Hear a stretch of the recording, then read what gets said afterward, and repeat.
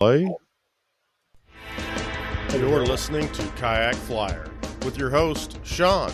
This week we're brought to you by Tennessee Trailers, OutdoorAdventureTrailers.com, the best way to get your kayak to and from the water. Cutthroat Furled Leaders, the only leaders that I use. Cutthroat Furled Leaders are guaranteed to perform for whatever species of fish you're chasing. Check them out at cutthroatfurledleaders.com. Save 15% promo kayak. Stoneflynets.com, the very best in handcrafted and custom fishing nets made in the great state of Arkansas. Check out Stonefly Nets at stoneflynets.com. You know, guys, I always talk about on the show building relationships, and I've got to do this before I introduce my guest because my guest tonight is a great guy, and he sent me this, and I've got to show it right here.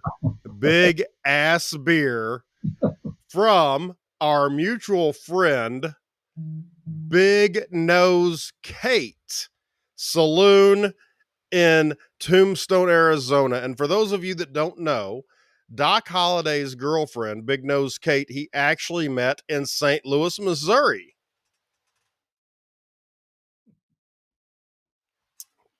Cheers, Rick. There you go. How are you doing tonight, buddy? I'm doing good. Good seeing you again. Good sitting down again with you. Yeah, it is. Rick is the founder and owner of Oasis Benches. A lot of you guys have heard about him lately because of his new dubbing brush table. Rick and I are actually going to both be together for the first time in person at the Sowbug Roundup in Mountain Home, Arkansas at the end of March. And it's going to be a great place to be. Patty Lucan that you've heard on the show is going to be there. A bunch of great fly tires and fly fisher people are going to be there. You don't want to miss it if you're in the area. Try to make it to the Sowbug Roundup. Rick, how's everything been with you? It's been good. It's been a very, very busy year this year, trying to keep up with the dubbing brush table. I ran out of inventory at least 3 or 4 times, but it was only for less than a week because I had stuff in the background that were parts that were being made and stuff.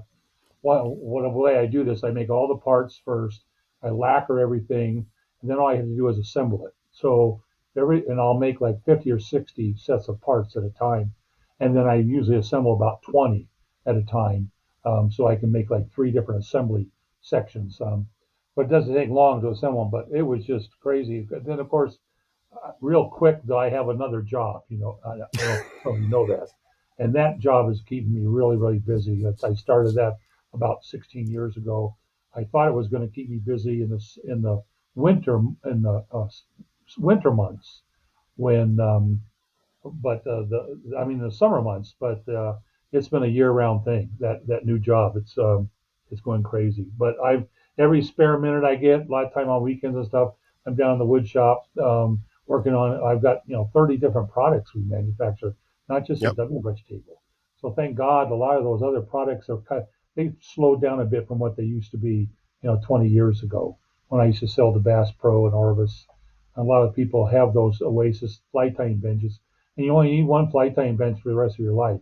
You don't need to keep buying. It's not like selling hamburgers. So, but this dubbing brush table has really kind of rejuvenated that part of my business, and then it's been fun. I'm going to interrupt you there. You say you only need one dubbing brush table, but you make a variety of things. I mean, easily a guy could drop $1,000 with you and still not have his table set up correctly. You only need one fly tying bench or one fly tying or dubbing brush table. But yeah, I have a lot of accessory items like my sparkle spinner and thread rack are probably they are definitely my 2 biggest accessory sellers. The Hook Hotel is a very nice accessory. Mm-hmm. I've come up with a spool spinner that holds 72 spools of threads. It's a rotational thing. My dubbing brush my dubbing dispenser, which I'm thinking on discontinuing because it's just the sales of that one has really dropped down to the point where it's hardly valid keeping that in stock anymore. And it's kind of a really picky item to make. There's so many things that can go wrong with that thing where it doesn't work. It's just almost not worth carrying that anymore. But we make a dozen different fly tying benches too, to give from a wide variety of price range and Mhm. sizes to for the different interests of different people where they're at in their flight tying adventure and progression. So I know I've I've got got a base. I've got a pedestal stand. a pedestal A partner. friend of mine, yeah, a friend of mine used to work for a company that did a lot of granite work, and so I've got a really beautiful piece of granite that I met a guy online. I was hoping to sell some more stuff. Anyway, he sent me one. And I epoxied it to the granite, and it's beautiful. And so I have the caddy that has two rows for threads, that has all my UV glues in it, all my tools in it, and I can tell you right now, I've seen a major difference in my organizational skills, and I think that's what a lot of fly tires are lacking. I know Ben put on his stupid simple page the other day, show me your table, and my table's messy. I'm not going to lie, it's still messy, but it's nowhere near as messy as it was. And we spend a lot of money. We spend a lot of money in this hobby. And and I'm not going to lie, and I've said it on here before, a lot of my friends will make the comment that they think I like tying flies more than I like fishing. And I agree with that to a certain extent. I love tying flies. I love watching my friends catch fish on flies that I've tied. I mean, I've caught a lot of fish in my life. I still enjoy it, but I like tying the flies. And when you can organize something, it makes it so much easier. And I can't say enough.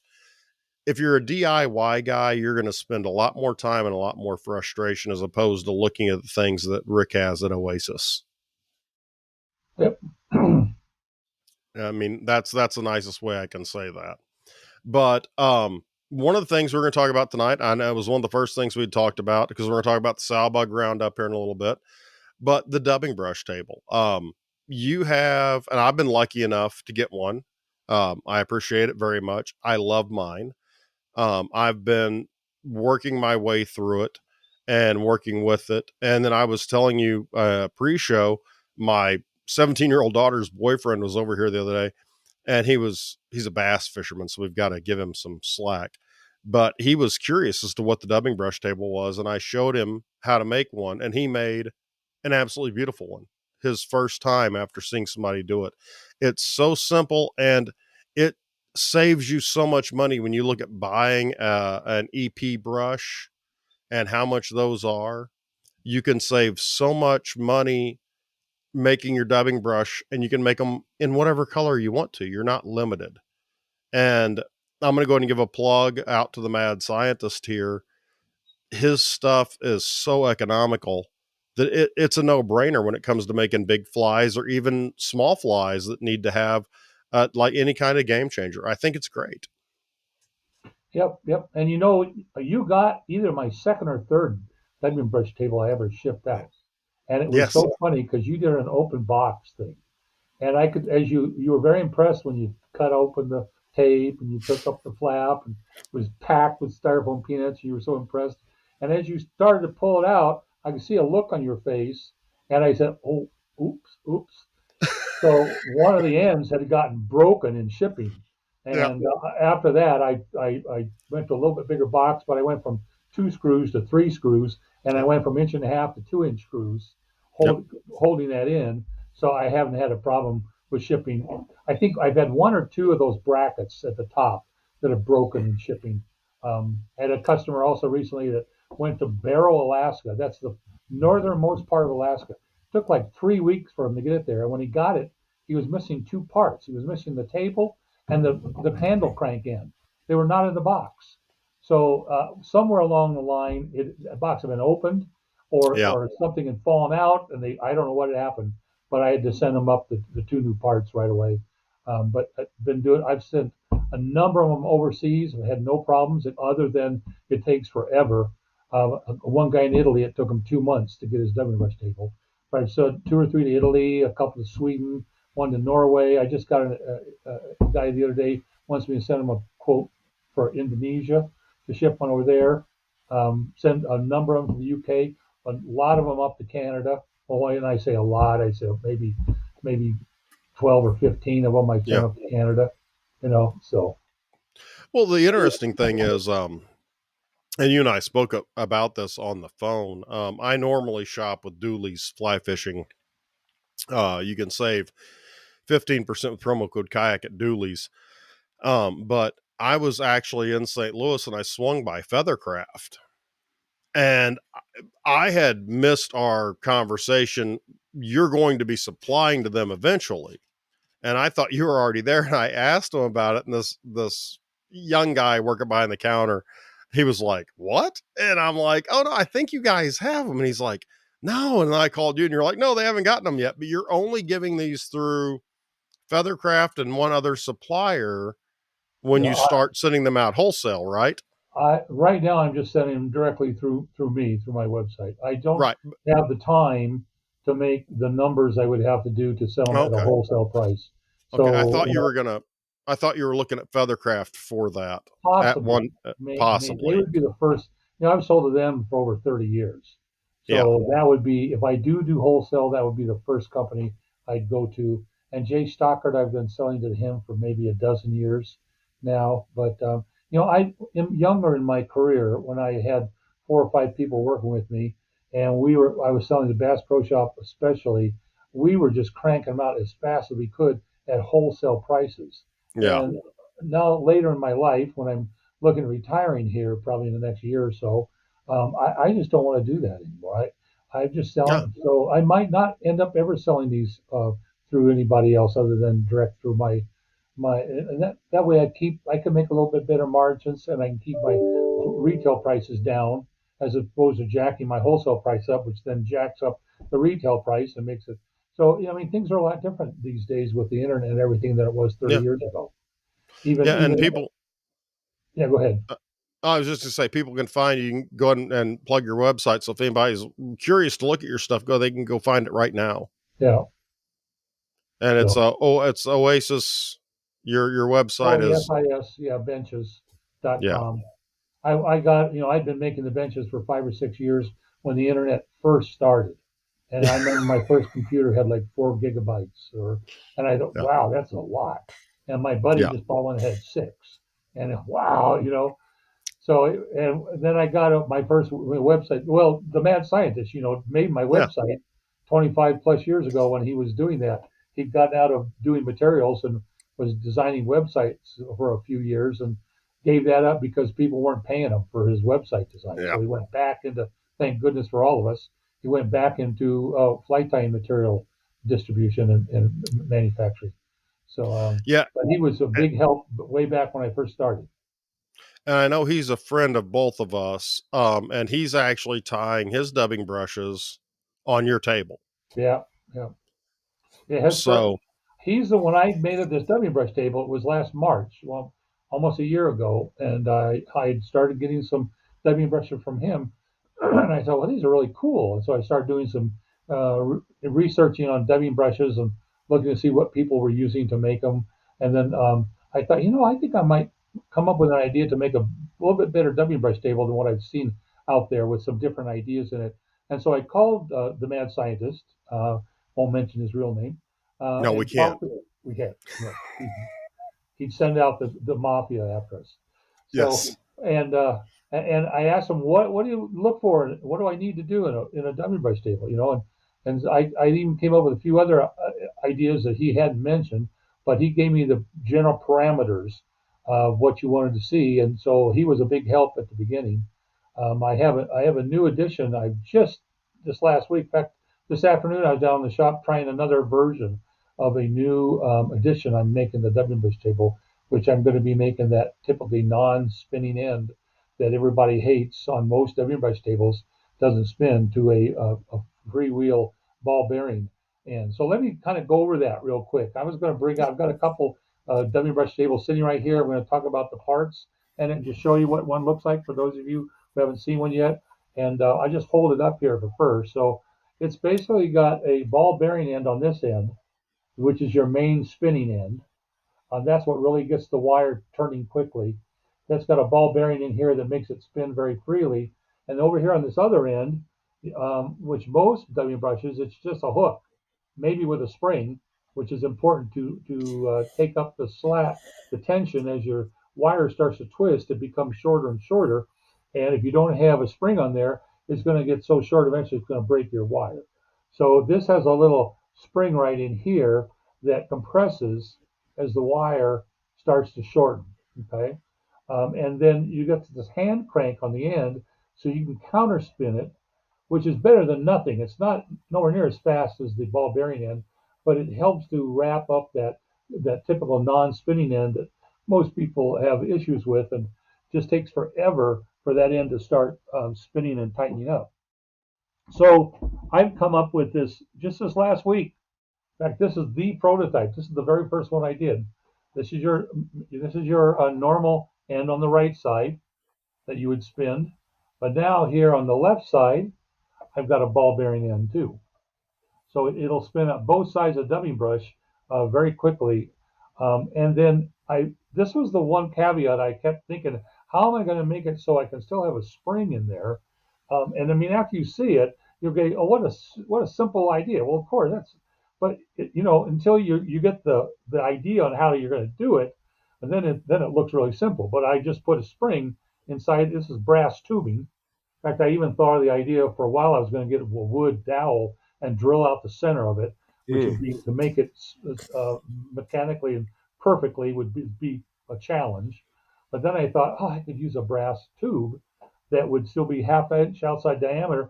So I have to pound it into that bearing or press it in. It's a very, very tight fit.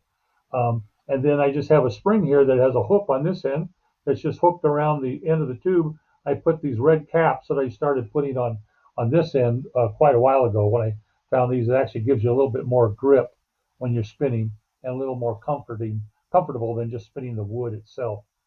So anyway, this end now, I've got the spring to make up for the compression of the wire, and you can now counterspin it. So just, I mean, this is Monday evening, Saturday Yep. night, just 2 nights ago. I sat down for the first time and started making some dummy brushes on this to see how it worked. And boy, you spin one this way, spin the other one, counterspin it. So you're spinning it kind of towards you this way, while this one spins away from you that way. And my very first brush I made, once I got it all tight and stuff, I started figuring it out with my hair wire brush, and I noticed at the very center of it, it was bald. There were no fibers in the middle. Like, what the heck was that?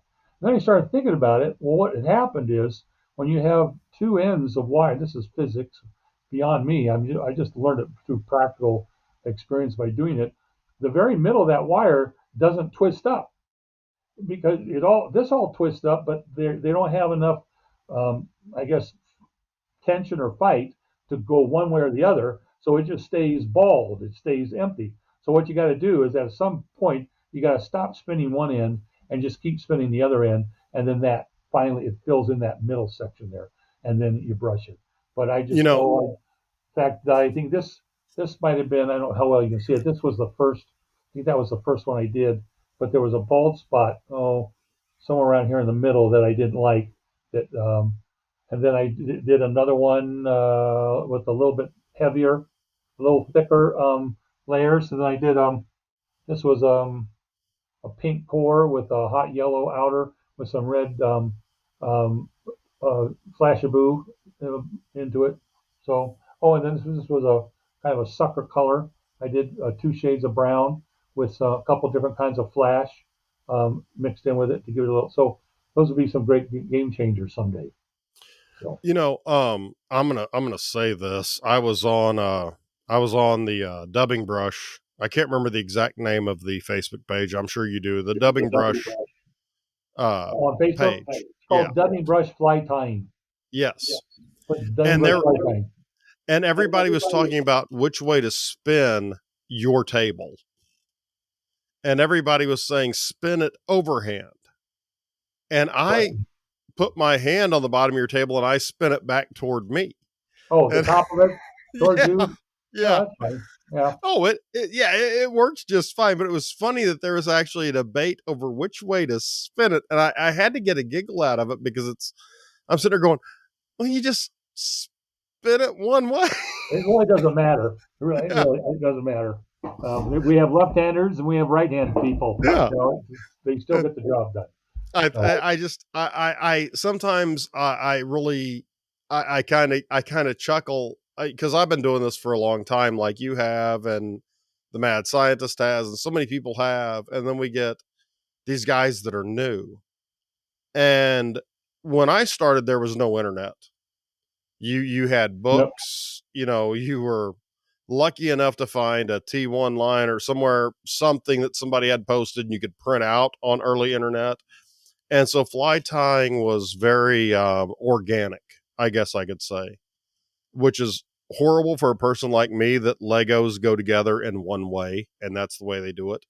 And so I understand the new fly tires, but it's so interesting to see how people do things. Yep.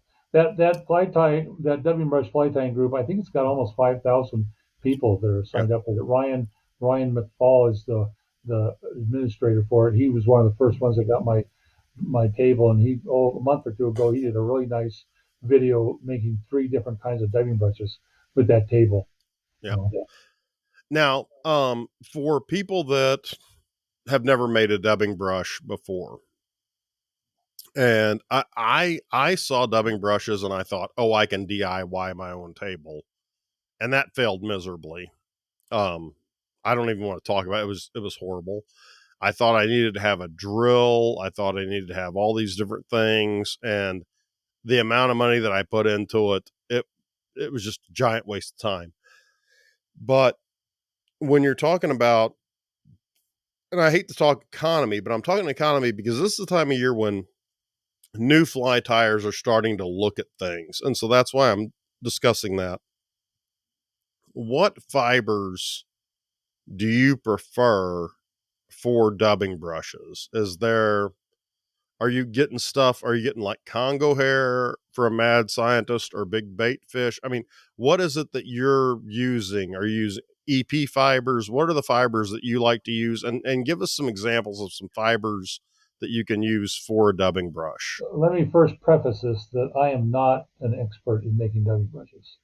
Okay, I mean, I don't tie as much as I used to either, but I have sat down. I've made 30, 50 dummy brushes, and I've tried some different things. I like using Mad Scientist Dungeon Flight Tires Dungeon stuff. I've made some with Congo hair that seemed to work well. But I tell you, the material I really like using is his water silk. Yeah. It's slicker and smaller stuff, and it just spins up really nice. It doesn't mat is like Congo hair can kind of get mixed up with itself as you're spinning it. The Because it's so fine, the centrifugal force of that hair when it spins makes it stick out more, so it doesn't fight with its neighbor fiber, and it makes for some really nice looking dummy brushes. It's a nice material.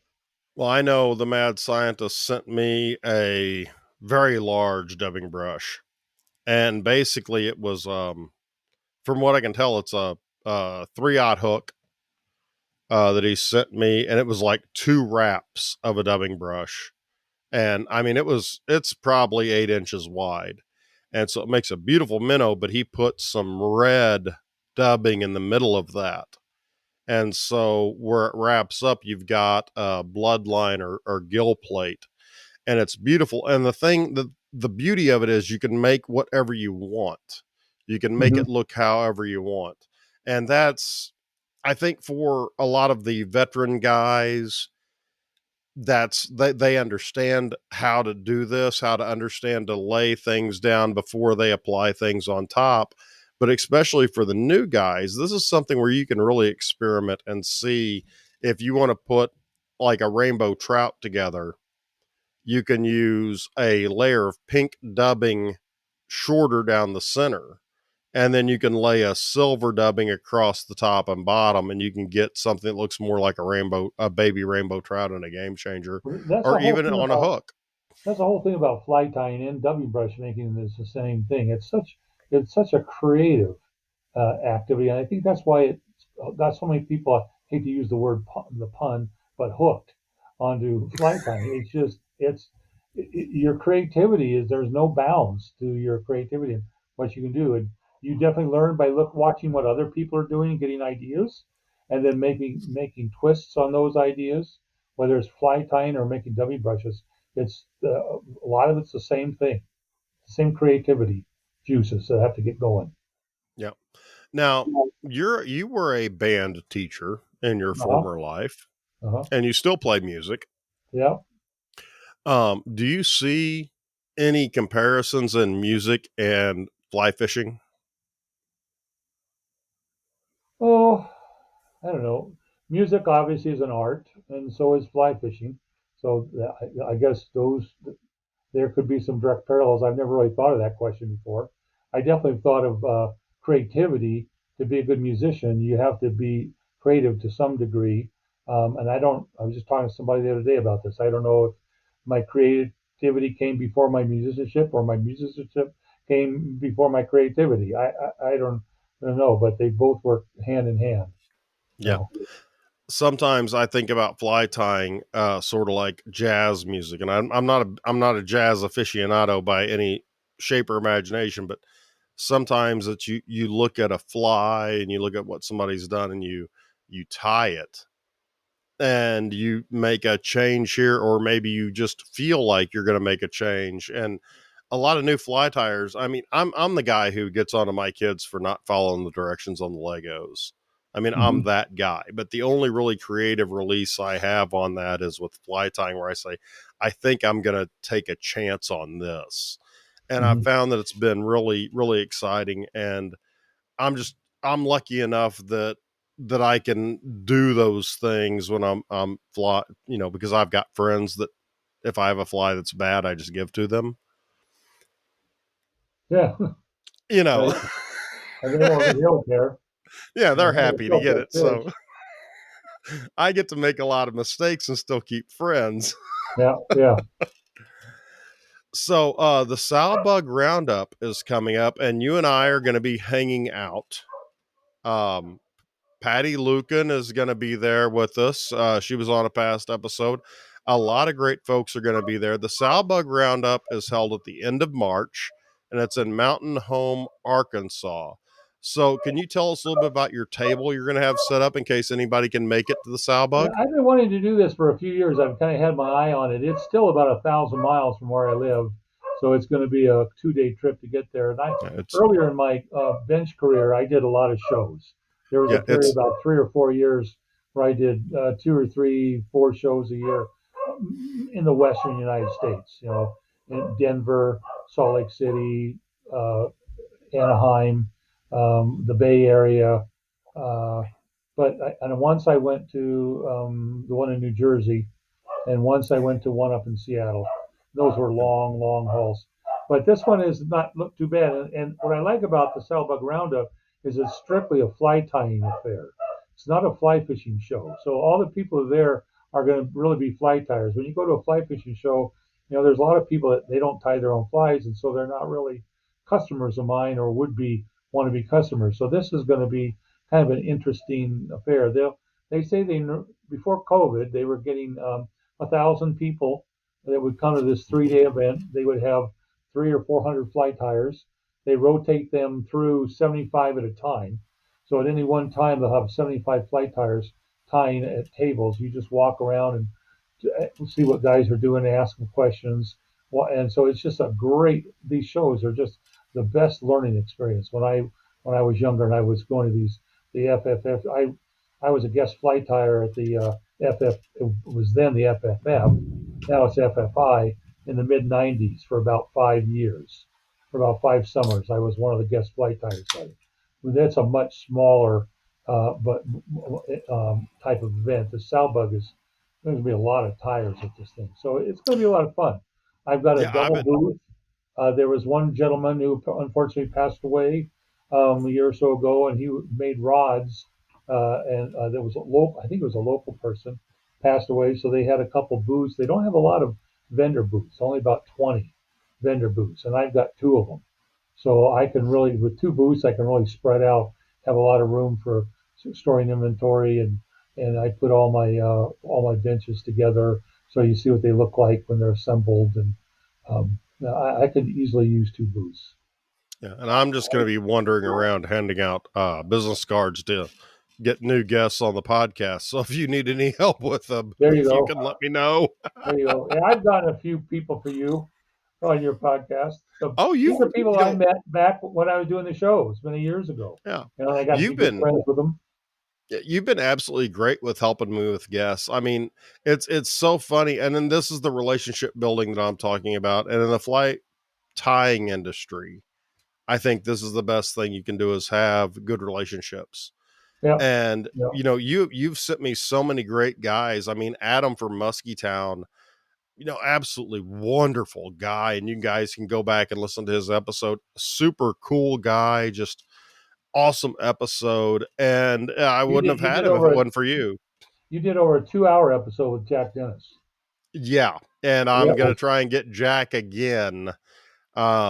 I'm wanting to get Jack back on again. I want to get him even on the crossover show where we do drinking on the fly. I want to get Jack to critique yeah, our fly tying. yeah. There you go. And And yeah, and, like Al and Gretchen Beatty, yep, I met them many, many, many years ago, and they bought my little pedestal bass bench for a number of years and sold them along with yep, the Dan Vice as a kit. They for I don't know, about 7, 8 years they were doing that for them. yep. So And Al has a great once a week. It's a 2 hour live show he has I now. think Friday nights, I think Yes, Friday and night. evidently Gretchen is going to be gone, which unfortunately this will be passed, so you'll have to go back and look. But Al is left to his own when this airs, as of last week. So you have to go and look. But I'm afraid of as we're recording ahead of time, I'm afraid of what's going to happen with Al being left on his own Yeah, because Gretchen is such a great fly tyer, and I don't think people give her the credit that she deserves. She's amazing, and the both of them are amazing, but she is really good at the precision of it. yeah. So, but I think it's going to be a really good time, and I would encourage anybody that had the chance to come down to Mountain Home, Arkansas. Be the end of March. The exact dates escape my mind, but you'll need to. I'll tell you right now. Let me look on my calendar here. Yeah. So March. It's a Thursday, Friday, Saturday. It's the 24th, 25th, and 26th Right, of and March. then the 27th, you and I are going fishing with Patty. Oh, I was gonna. Well, okay, I'll have to change my schedule.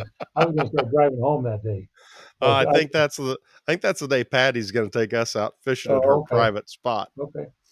Oh, well, good. And I've made a couple days before the show available. I'm gonna come drive out on a Saturday, Sunday, and then go fishing Monday and Tuesday. Then Oh I well, maybe set you can up go on with Wednesday. Patty.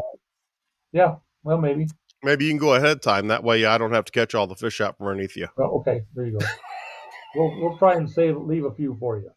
All right, maybe you can do that for me. But I mean, it's so much fun to talk to other people that are interested in it and Yep. interested in it and as passionate as you are. I know we talked a little bit about the Apache trout last time you were Oh yeah. on. Yeah. And I just ran across a YouTube video the other day with a guy talking about Apache trout, and that was the second time I had heard from it. Can you tell us a little bit about the Apache trout, Yeah, so real quick? when I was teaching in Tucson, I was very involved with the OPTU. It was Old Pueblo Trout Unlimited chapter in Tucson. Very active chapter, a couple hundred members. They would have 50, 60 people every meeting.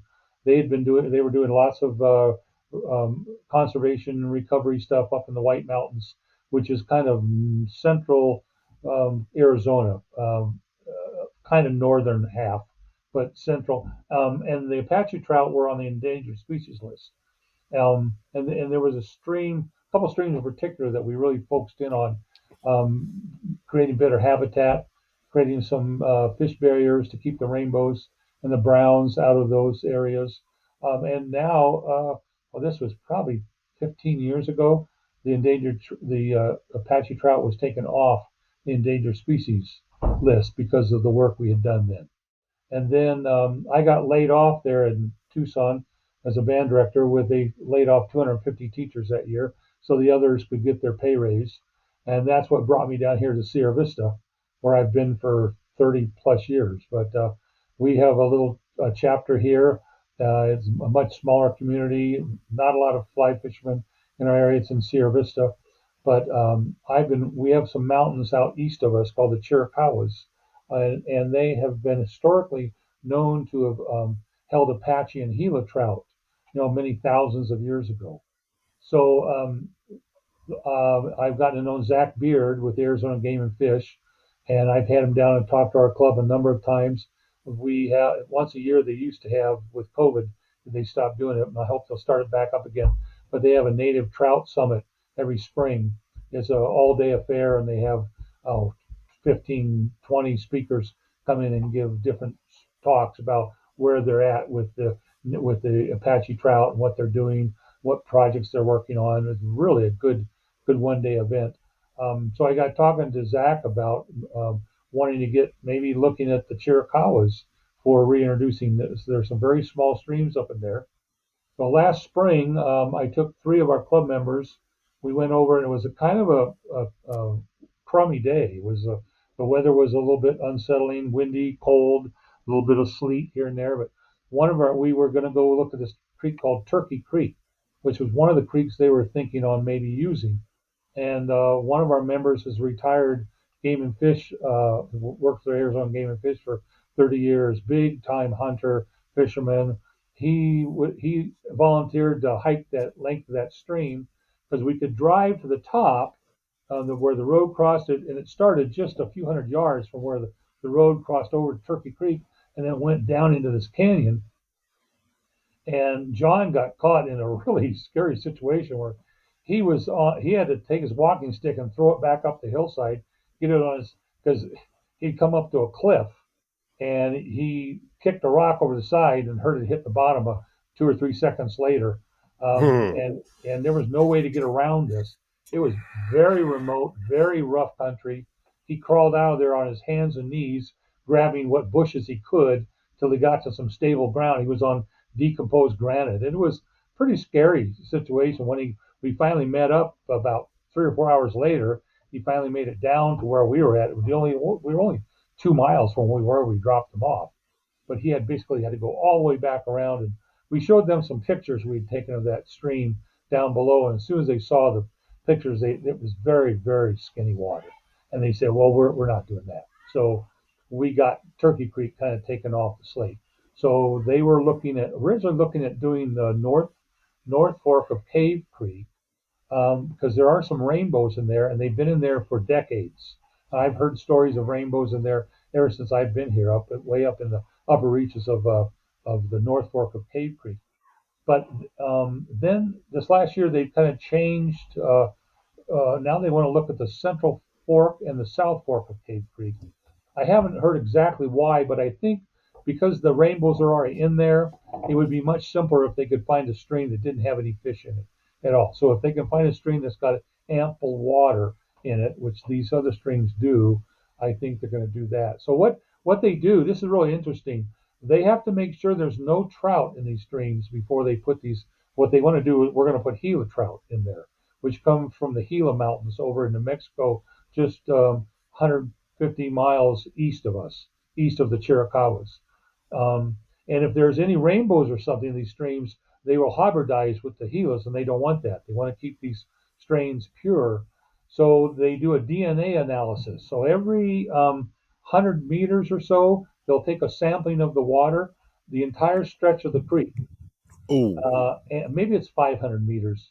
But and then they take these samples and send them in to be analyzed, and they can find if a heron eats a rainbow trout down at the bottom of the stream and swims up to the headwaters and poops in the river, it'll show the DNA will show up in their test Hmm. that there's trout in the river. So that's how accurate these tests are. So once they make sure there's no now, if there are trout DNA found in the water, then what they have to go back, they have to shock it the entire length with backpacks carrying batteries and electrodes and shocking and pulling those fish out of there, and they just throw them up on the bank. They just got to get those fish out of that stream. But if the DNA comes back that there's no trout in those streams, and They're given the green light then to start stocking the Gila trout in those streams. Now, were you the was it you that I was talking to that explained about uh it was a train that was carrying trout from California and No, that not they me. that wasn't you?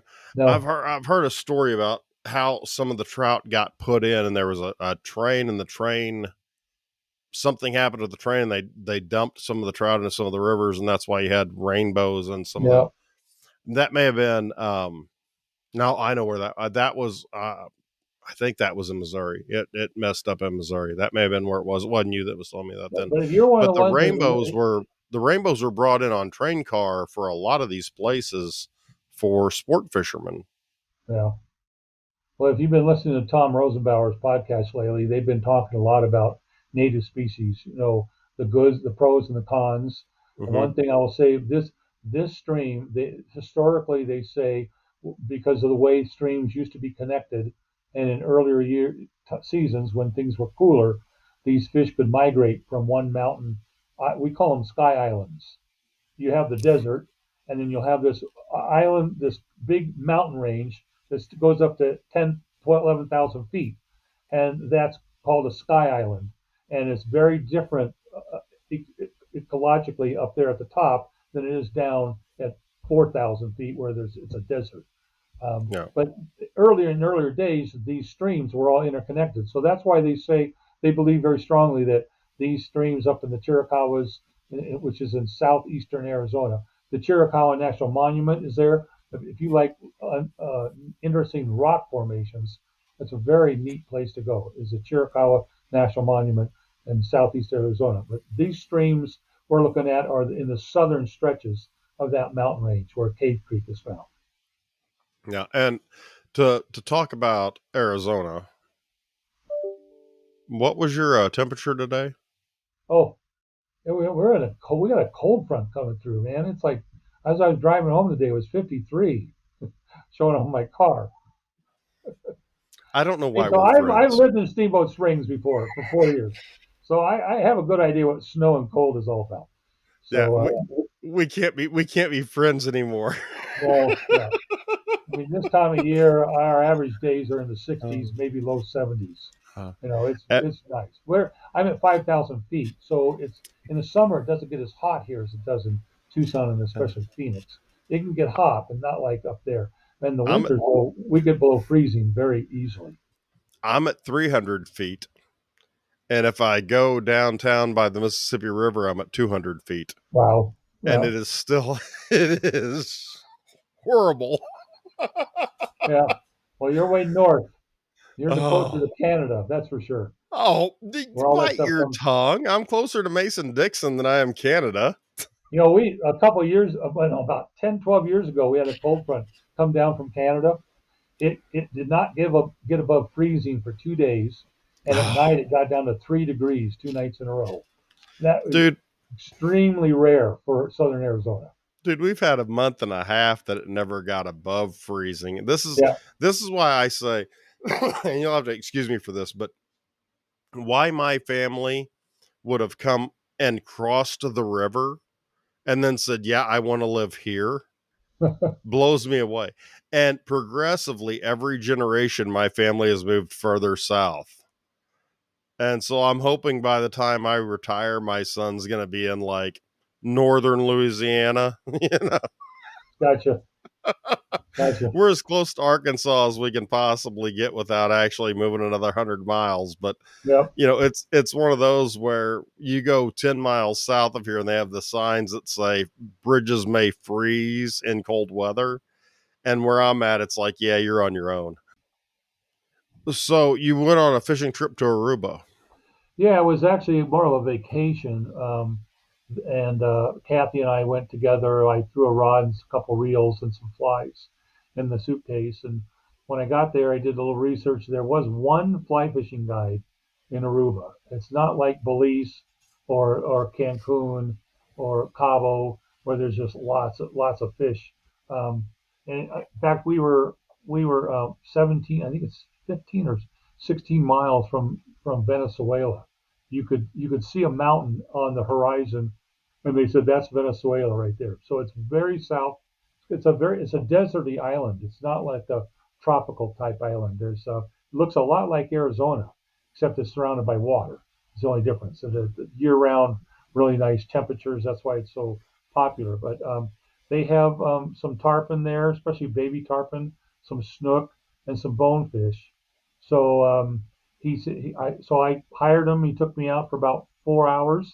We got up real early. When we were on the boat, and out it was pitch black, dark, and I said, "Will it be light when we get to where we're going?" He said, "Oh yeah." So about when we got to this flat, the light was just starting to get bright enough where you could see anything on the surface of the water. We saw one tailing fish. We drifted that whole flat on his boat. He got up on his platform and pulled around. Then we moved over some mangroves, which I was really interesting. I'd never fished mangroves before. We did run into some baby tarpon, but they just weren't looking at anything. Like some one pod must had 10 or 15 baby tarpon in it, and we tried several casts right to them, and they just weren't looking at anything. He was telling me that this time of year the bait fish get balled up, uh, Hmm. and later on they move out in the open ocean where they form these really big balls. But when they were smaller, they're in these littler balls, and those tarpon had breakfast, lunch, and dinner anytime they wanted it. So they Yeah. weren't really active. Then we went back and did some flats fishing towards the end. I didn't get anything, but it was a great experience. I got to fish some waters I never fished before. It was worth it. It was worth the trip. Real nice guy. Very You know, doing this. He does either that or he takes people out on spinning. He has another boat. It's a little bigger. He goes out more out in the open ocean and does for spin fishermen. one of the things that you really need to think about, because I'm thinking about it really, really hard. Pablo, one of my friends, and Jorge, I can't leave Jorge out. Some of my friends from Puerto Rico, Pablo does Bajuco Flats Fly Company. He makes rods and flies. But Pablo and Jorge have both invited me down to Puerto Rico. And the beautiful thing about Puerto Rico is you don't have to have a passport, and it's all American currency. And I've looked at that, and Airbnbs are really nicely priced. But they go out and they fish for tarpon, bonefish. I mean, they've got everything down there. And maybe that's something that you and I and a couple of our friends ought to look at to go down to Puerto Rico, because I think that's kind of an underrated fishery. Yeah. I talked to one guy that Angel, he is first mate on a boat, and they will actually take guys out fly fishing for billfish. Oh, yeah. I've had a marlin on before. Really? Tell us Yeah, about that. that hasn't been the most exciting event of my fishing career to this point. That's for sure. We went down a group of us from our fly fishing club about 15 years ago. We went down to Cabo, and then we rented a couple vans. We drove up East Cape looking for rooster fish. And along East Cape, it's very well known for to hold rooster fish. Problem is, there was a cold front that had come up and pushed all the warmer water up north, and a lot of those roosters went with the warmer water. We saw a few, but it was not like it should have been. So we ended up going out on pongas for like 3 days. And the first day out, I tied these flies that were like 12, 14 inches long with a stinger hook in the back and for billfish and stuff. And we're cruising along, trolling about maybe 10, 12 miles an hour. There's a lot of churning water behind the boat. I'm looking straight back at I kind of had an idea where my fly was, and I knew it was about there. And I saw something that just didn't look right. Something looked weird, and what is that over there? So I turned around and elbowed the guy who had his back to me driving the boat, and I said, what is that back there? He turned and looked around and looked at it. Immediately he said, Marlin. Oh, OSH, and I got this 13 weight on with a big old reel I had with 300 yards of backing, a 30-pound backing, and we met with some American guides or well, the first day we were there, and they were saying if you're going to go out for marlin, you need like 500 yards of back. So anyway, back to the story. About 5 seconds later, this wall hits my fly, and I pulled straight back on the rod, set the hook, and this 6 foot fish jumped straight up out of the water. Oh my! Then he swam over about 100 feet, jumped up again. Oh my God! And I'm holding on to this. Oh geez, it was exciting. But then I remember what those guides told me about. I needed 500 yards, and I only have 300 yards. He's gonna spool me. So I started tightening down my drag, thinking, "Oh God, I don't want to lose this fish." And then he broke my 27-pound test tippet. I had him on for about. I looked back on that. I said, I just should have let the drag alone. If he would have taken the rod, the reel, the whole thing, if I could have played him for 10 or 15 minutes, I would have been fine with me. But so the guide said, "Do you have any 80 pound?" I said, I have a spool of 80 pound in my bag.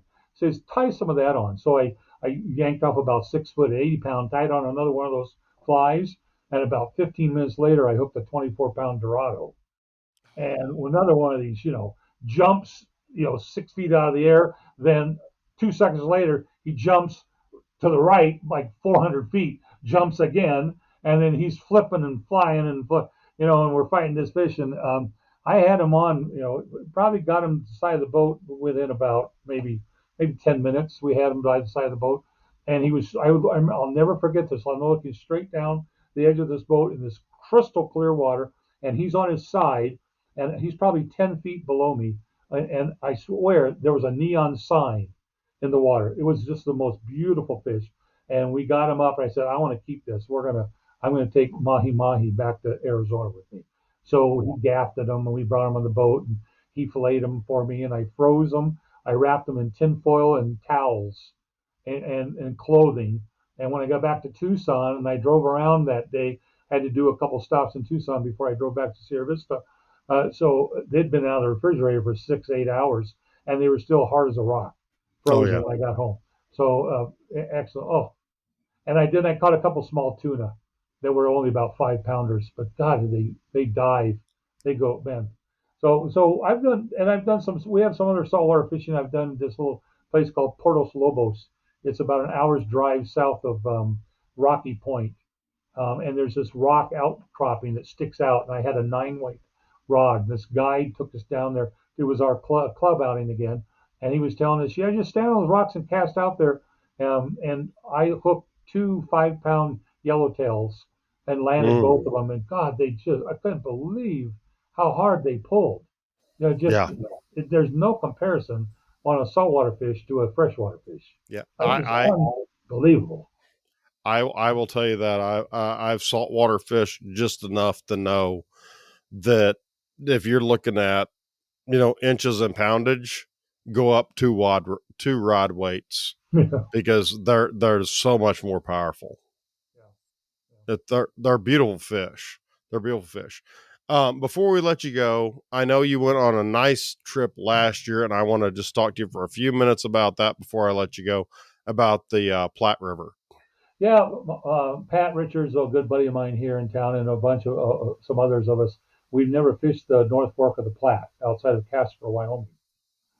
So there were 5 of us that went up there. We fished for 3.5 days. We went up this place called the Meadows, which is, boy, talk about an interesting canyon. That river goes through this box canyon before it gets to a big lake. But just before that canyon, there are these meadows where the water meanders back and forth. So it's really nice wade fishing. I sat on a rock for 6 hours and fished one hole. It was overcast day. There were fish rising everywhere. I didn't have to get them. I don't remember. I don't know if I told you, I broke my leg really bad about 9 years ago, and I don't have a right ankle anymore. So my right ankle is fused. So it's a stretch for me to walk. Well, I can do it, walk over stream rocks and boulders, but I don't have the balance I used to and the power I used to. So I can sit for 6 hours and I was happy as a lark. I caught maybe 6 fish, but I tell you, I have never had trout pull like these. These are the strongest trout I've ever hooked. And they were good size, 18, 20 inch, But that's beside the point.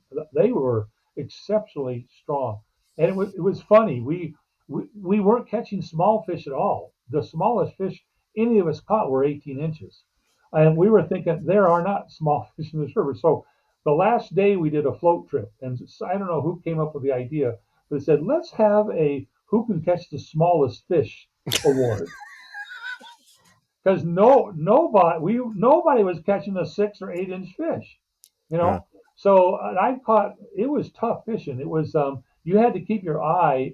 The river when you're floating, the river there is very mild.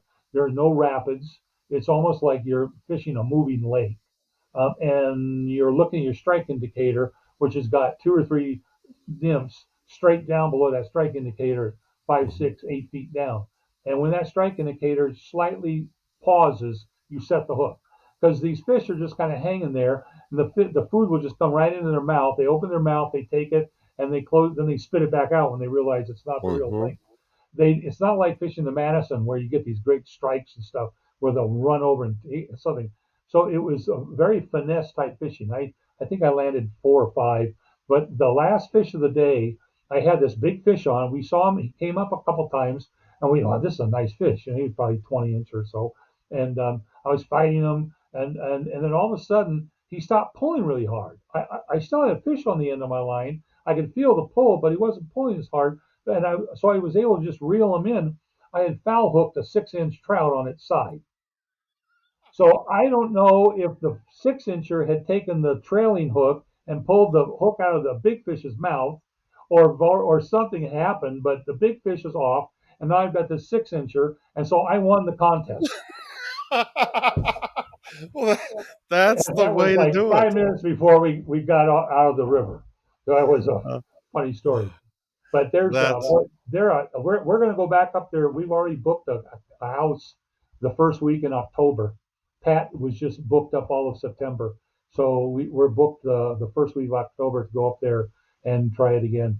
So hoping the weather cooperates a little bit. yeah. Well, Well, that's the that's way the to way do to it, do and it. I think that's the way to the show, man. I mean, All right, good that's story. Yeah, I really appreciate you coming on. And I really respect you as a friend, and I appreciate everything you've done for me. Um, let's look at you coming back on and talk a little bit more about your saltwater experience in a okay, couple of weeks. Would that be okay. okay? Oh, I don't know much more. I've saltwatered a few times, but I don't know. We'll have to think about that. We'll have But to we'll think all about. see you at the Sowbug Roundup, hopefully. And Yes. by the way, they sent out on their newsletter that on the 28th of February they're going to say yay or nay whether or not that even happens.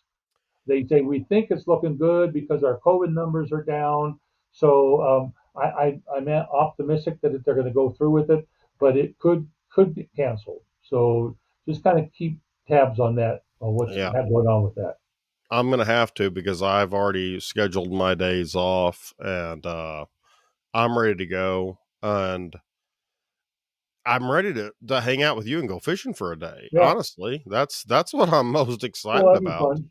Yeah, You that'll know. be fun. Looking forward to meeting you in person.